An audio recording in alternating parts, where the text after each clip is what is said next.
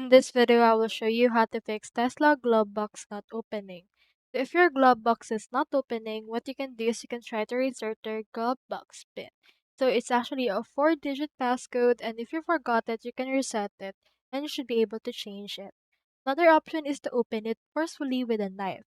So it may occur frequently over several years and it may indicate that one of the latches is blocked. To put this issue, you may need to use a putty knife on a dash corner and just put pressure on the release button by pushing it hard, and you should be able to open it. Another option is to update the existing software.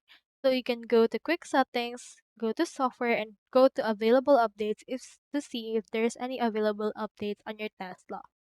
Another option is to use a hex pin. So in here, you can go to the actual passenger seat side panel, use a pry bar or hands, unscrew the front cover that covers the place on the side panel, take a sleek and tiny hex pin, and then continue pressing until the glove box opens.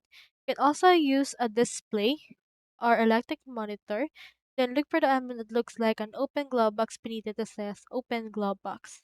Now it should be able to automatically unlock.